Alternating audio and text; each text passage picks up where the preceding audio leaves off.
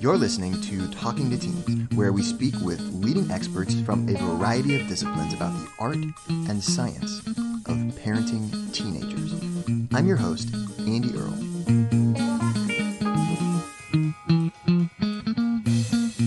We're here today with John Beede. John is a mountaineer, global adventurer, humanitarian, and keynote speaker who has climbed the tallest mountain on all 7 continents, including Mount Everest. He's also been struck by lightning, been attacked by a 5-foot iguana, and gone swimming with great white sharks. His travels have taken him to more than 70 countries, and he's survived every classification of natural disaster. Through it all, John's core message to the kids he speaks to and teaches is that we live by the strength of our morals and values, not by our accomplishments. His new book is called The Warrior Challenge: 8 Quests for Boys to Grow Up with Kindness, Courage, and Grit. This is an action-packed guide filled with comic book artwork, interactive elements, and amazing stories from real-life heroes.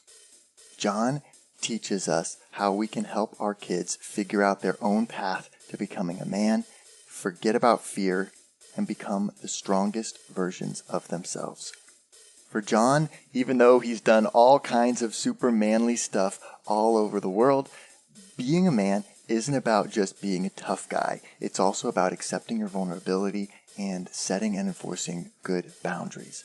Really excited to talk to John today about how we can help our teenagers to develop healthy sense of masculinity and figure out what being a man means to them.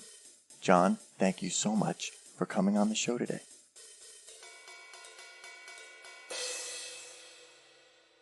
The book is The Warrior Challenge: 8 Quests for Boys to Grow Up with Kindness, Courage, and Grit. And there's 8 amazing stories in here from really cool guys throughout history doing some really awesome stuff. And also there are lessons that you can learn, but also tactics that you can apply to really start to think about who you want to be, what being a man means to you, and how you can, navigate through childhood and adolescence to develop a healthy sense of masculinity. So I'm super excited to hear about, how this came about. This is not your first book. You've been doing this before. So how did you get into doing this, and what inspired this particular book? Yeah, those are great questions. Thanks for having me on. And I'll say right off the bat that if anybody's listening who's not a guy, this is just as important as a conversation so that you can understand the guys who are in your life and understand what they're up to and what they're dealing with in the world. So why did this book come about? There were 2 stories that collided. I wanted to write a book that was, here's how to basically be a badass as a guy. Like, here's how to crush it at everything you do in life, which is, what we call a really masculine energy, right? Well, the publisher, Penguin Random House, their intention was they didn't want essentially a Me Too 2.0 to happen in the future. Yeah. So their angle was, how do we raise a generation of young men who appreciate, understand, and respect others who aren't the same as them, and navigate through the world with a healthy understanding of women and people who are not of the same sexuality or race. All that was their primary motivation. Yeah. And the more I understood that and researched and grasped what they were coming from, I was like, yes, this is so needed and important. And the more that they understood and took time to listen to why I think that guys still need to have this sense of getting stuff done, the more that we understood, the stronger book it became. And so it doesn't say just eliminate everything that makes a guy classically, but it says, how do you use this strength and power that you have to improve the lives of others and to look after yourself in a great way and to look after those who are in your world with all these natural strengths that guys are born with.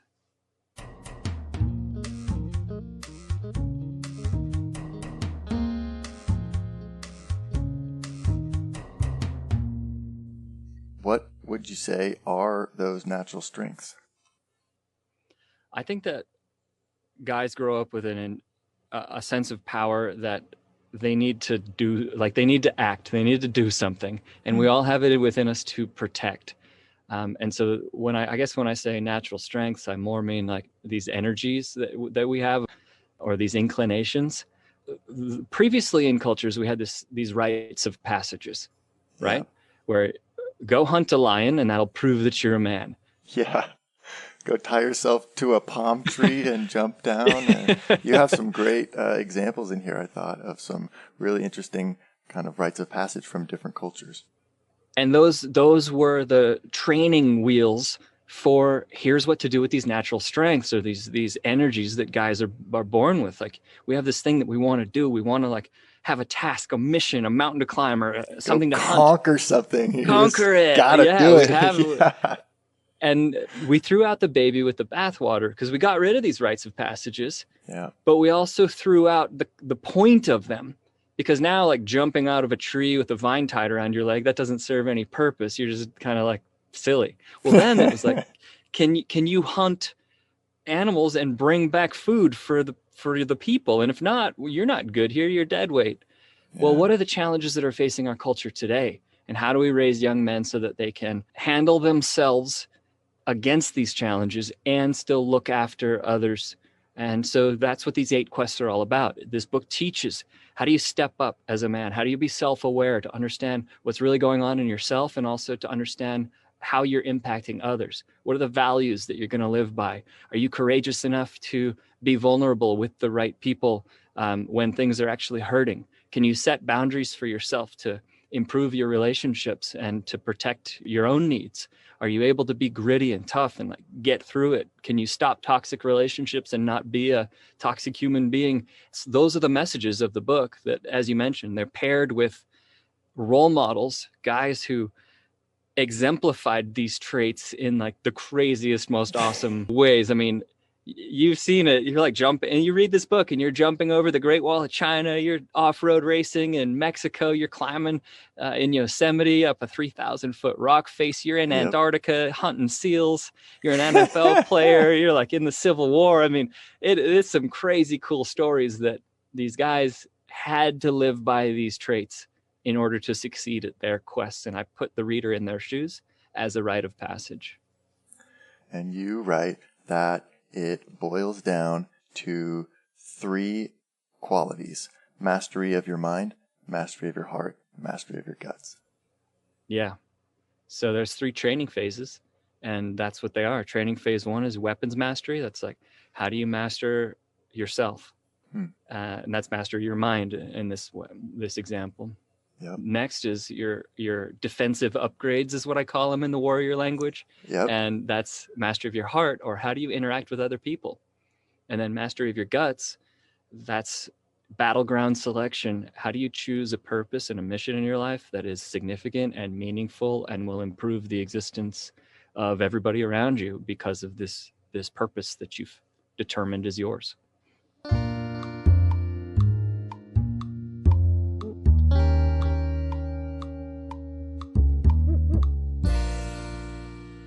Talk to me about growing infinity muscles. What are they and why do we need them? Great question. So growing infinity muscles is this idea that whatever challenge comes your way, you can see that it's happened apart from reactivity. And what I mean by that is, like, usually something happens and we instantly react. Somebody react before you even think about it. Yeah. Before you even think about it, it's like you press a button and it hits a lever and you just are doing whatever it is that your mental programming has to do. Yeah. So infinity muscles are when you're able to take that split-second pause and choose the best method to respond by choice versus reaction. And by doing that, you become a better person with intentionality. And so you grow each time that you do that, and you're able to more easily choose that intentional response versus reacting. And that's how you essentially become a superhero over time. So are there any ways that we can, as parents, help our kids learn or grow their own infinity muscles? first thing I would say is give them this book and read chapter 2 with them, read challenge 2. And I don't mean that as a sales pitch as much as it might sound like that, like just saying that, but like this chapter shows here's how to do a body scan. Here's how to quickly scan over your physicality in order to see what's going on in your emotions. This chapter shows here's how to do breath work to calm yourself down and how to energize yourself. And it gives a professional skateboarder as an example who launched himself over the Great Wall of China and who was self-aware in this moment because he had a broken ankle.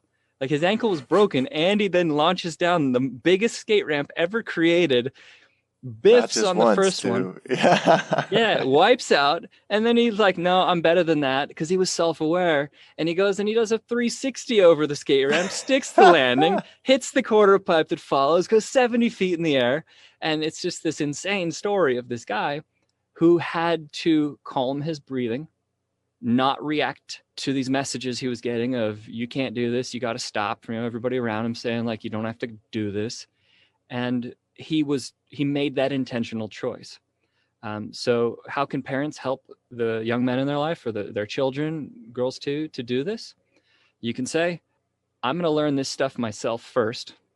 And when my kid pisses me off, I'm not going to react, but I'm going to learn to find that space where I respond. And if you do that first as an example, your kids are going to pick up on it, and you can talk them through what's going on, even in your own struggles in the moment. Like, here's what mom's going through. Here's what dad's going through right now. Here's how I'm choosing to respond to this. I'm really pissed. This is what I would normally like react and how I wanted to act, but this is the better way to act. Yeah. That's how, as a parent, you can help kids to become self-aware. And I like this book because you bring in all these other role models who are really easy to look up to as a guy because they're super manly and they're doing this awesome stuff, but they also have these higher level skills that are kind of the next level of masculinity, I think. And sometimes it's hard to hear things from mom and dad, and sometimes we don't actually have the skills that well to be able to teach them. So being able to look at these people who are exemplify these traits, like you say, is really helpful. I've heard stories from parents who read this with their kids, and instead of saying like, hey, it's time to toughen up, they ask instead, hey, what would Ernest Shackleton do right now? Like, because they've read the book, kids read the book. Oh yeah, that's my hero. What would he do? And then they process it, and then they remember the lesson. Or what would Danny Way do right now? Or like, what would Hollenbeck? Any of these stories of these guys, it's like an easy example to point to, and just ask that question of your son or your student, if you're a teacher, just like what would these examples do? And it anchors these values to real life people. Yeah, right. We remember things in stories, I think, so much better than we remember just facts. And so to have these lessons paired with the stories makes them really memorable and impactful.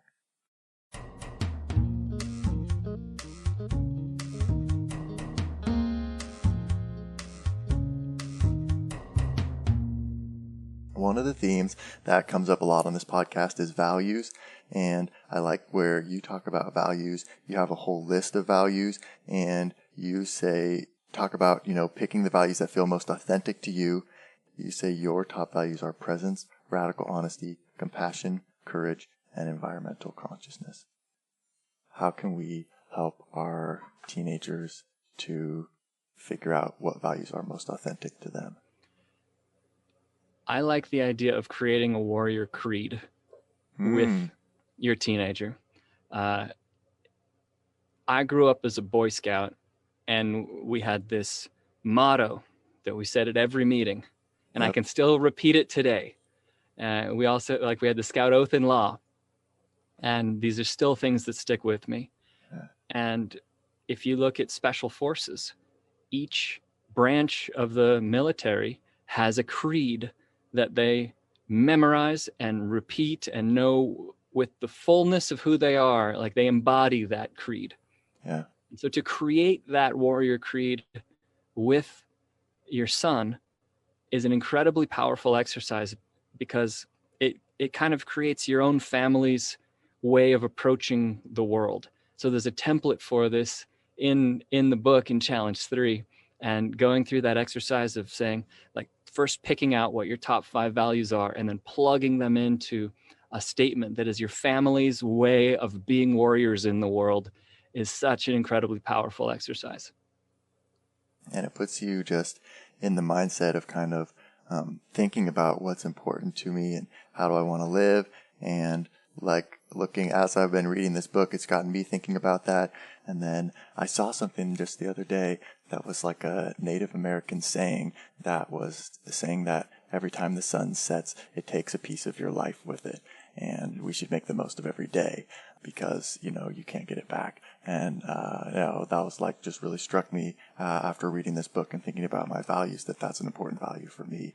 But I think getting in the mindset of kind of thinking about values like that, especially as a family, would, you know, you start just noticing things like that and kind of collecting them and, you know, adding them to your creed or however you want to do it. It's cool. If somebody's listening right now and thinking like, who's this crazy mountain climber guy who is going to tell my family how to think and believe, that's not at all what it is. This is me asking you to choose what your own values are. And that's up to you completely.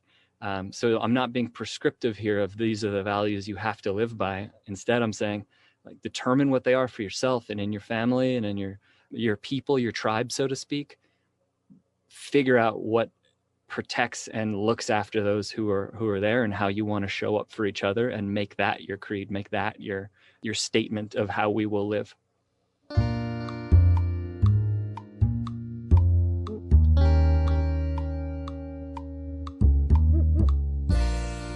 Here's a question, parents. Have you had to have a talk with your teen about their body odor yet?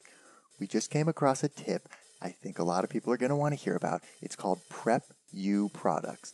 They have all-natural personal care products for the teen guys in your life. This matters because Prep You is on a mission to make sure they provide the best all-natural deodorants, body and face scrubs, as well as other natural ingredient-based smell goods like body powder and body spray.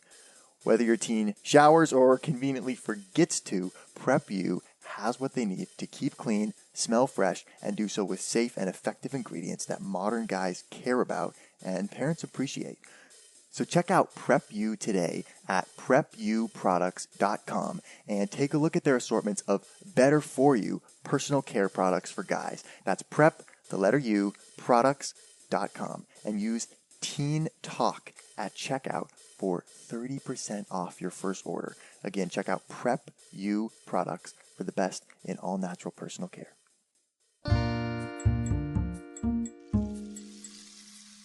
You write about a TED Talk that you gave that you had a little bit of an interesting experience that happened during this TED Talk. Can you talk about that? Of course. It was a TEDx talk, and little bit is an understatement of an interesting experience. It was a pretty life-changing moment for me. I had just finished climbing Everest, and I thought that I was going to give this speech, like showing how much of a badass I was on top of the mountain and conquered this peak. And what happened while I was climbing was I came across a climber who was on his last breath, and he passed away. As far as I know, I was the last person to see him take a breath, but his team had left him for dead, and I did everything I could to try and revive him. And after successfully climbing the mountain and getting back down, I never took the time to really process this. Well, when I walked on stage, the stage lights reminded me of the headlamps, and I just had this incredible flashback moment of like a headlamp in my eyes, there's the lights in my eyes, on the stage, and I was like in this otherworldly moment where I thought that I was back on the mountain while I was still delivering this speech. And this was what I now recognize as post-traumatic stress disorder. And I was experiencing all the symptoms and denying that I had anything going on. I was just going to keep toughing it out and going through it. And a friend of mine, her name is Sandra, she noticed that something was up when I was giving the speech. And I got through it to where I don't think you would really know that anything was wrong if you didn't know me, but those who did know me were like, yeah, something's up with John right now. Huh. And she said something that has stuck with me forever. She said, John, if you saw somebody who broke their leg and they kept trying to just walk around and pushing off that leg day after day, what would you tell them? I said, I would tell them they were being a fool, like they're just hurting themselves, and doctors know how to put that back together. So why don't they just go to a doctor and get the cast and fix it? And she goes, exactly. And there are doctors who know how to put hearts back together and get minds back in the place that they should be and are meant to function in. And you're walking around with this broken leg, so to speak, heart. And you don't need to be toughing it out like this, because you can be good again. And there's this thing in our society that we think that if somebody has some mental health condition, that it's permanent, like they're always going to be experiencing that. And it's just not the case. Like, you can not just, like, some need to be managed, yeah, but others are completely curable. And that was my experience with post-traumatic stress, where now I look at it as that was my time of post-traumatic growth. And I became a better person as a result of that.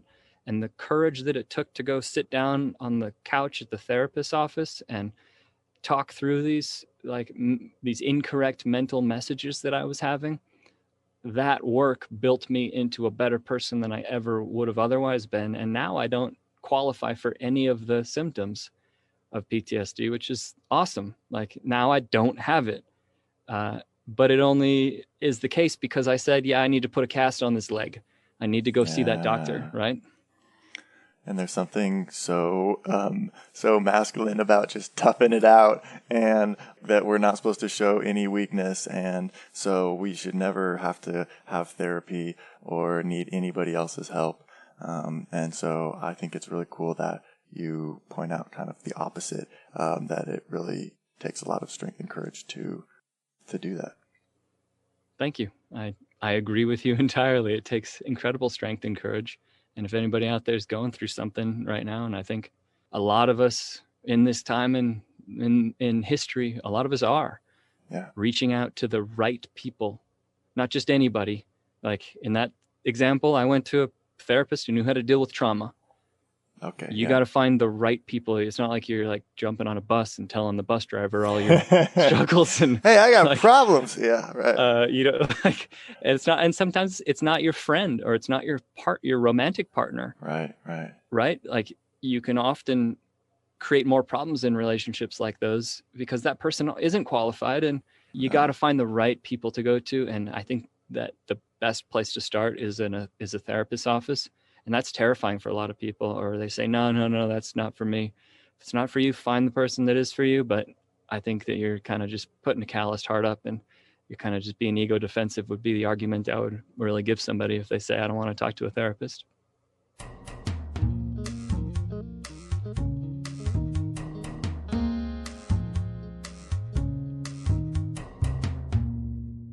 Okay. I like your discussion of boundaries, because, boundaries are something that can be hard to set and maintain without kind of being a jerk. And the masculine way to, maintain your boundaries is to just say, no, I'm not doing that. This is how it is.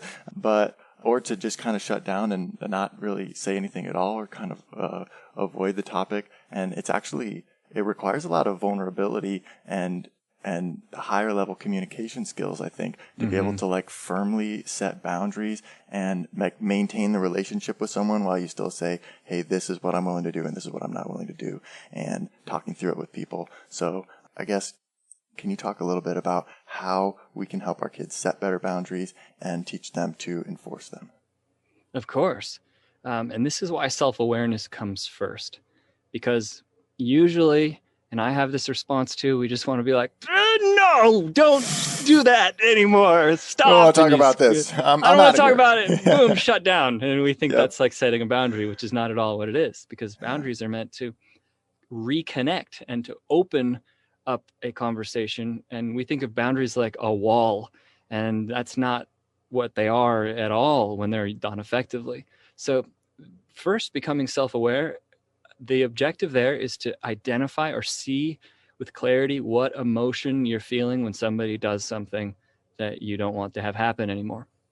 So we have really simple to do this. Like, just think, our three primary negative emotions are sad, mad, and scared. And simply by stating that, one of those three, and it doesn't have to be like, I have a combination of trepidation with, like, it doesn't have to be like a huge vocabulary. It's just sad, mad, or scared. Hey, when you showed up 25 minutes late, I was about to leave because I was super mad. Can you please not do that again? Just by giving that emotion, you're saying, this is a negative feeling that I'm getting from this relationship with you. I would like that not to be the case anymore. And you can even say, like, I didn't want to feel mad at you, but I ended up feeling upset. Can you make a bigger effort to be on time? And then the last part of it is to give the solution as though they had asked already, how can I make it better? I like that. It's like presenting, here's how we can reconnect. Hey, when you don't check in when you say you're going to be back at a certain time and I don't know where you are, I get really scared because I love you, I care about you, and I worry, and I don't want to worry. Would you send me a text if you're ever going to be late coming home again? There's the solution provided. I mean, it's really that, like, present the emotion and then present the solution, and being honest about that. What is the emotion for you? And then really thinking, like, what would improve this for me? And that's all that self-awareness that has to come first. You've got to learn to be self-aware before you can effectively set boundaries. We're here today with John Beede, talking about how to help our boys grow up with kindness, courage, and grit. And we're not done yet. Here's a look at what's coming up in the second half of the show. Approach it as soon as you can so that it's a healthy discussion and there's no shame built around sexuality. When I've been around toxic people, I have tended in my past to make it about what's up with them.